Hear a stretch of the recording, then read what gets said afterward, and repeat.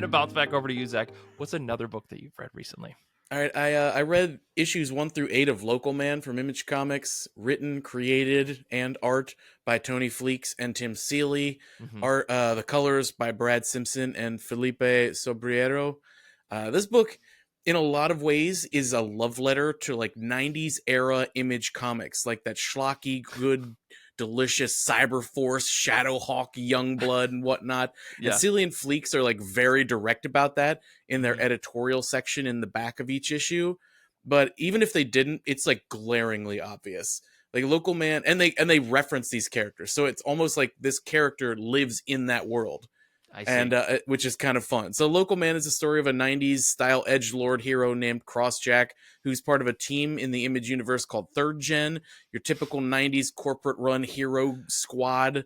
Dude gets the boot from the team and shunned by the community, stripped of his code name, penniless, moves home with his parents in a small town in middle America.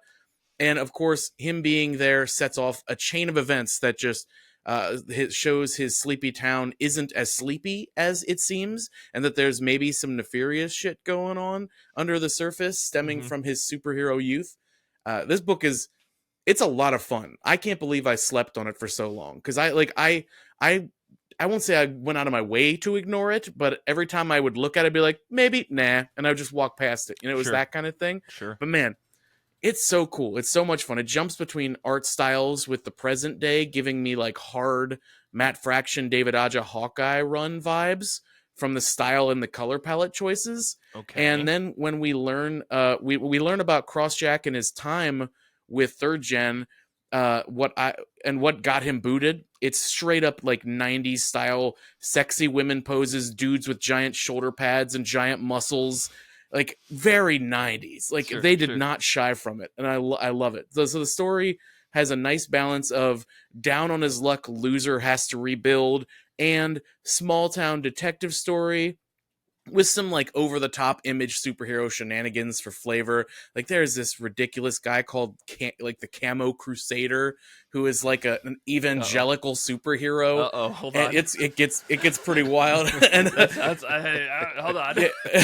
and I'm really enjoying it. And again, even with the way the story is being told, I'm reminded of that Hawkeye run, but way more adult. Like Sure. accidentally getting high on mushrooms and sending wiener pics to your ex-girlfriend while illegally doing detective work.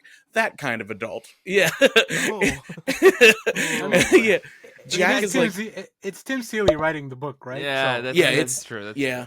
Yeah, and Jack is like this lovable loser who you see continuing to actively screw up, but he's trying to find his way back to the core of who he was, which was someone who wanted to do good and make the world a better place, but he just got caught up in being a hero and being a celebrity. And if you're like me and you slept on this book, man, I can't suggest it more.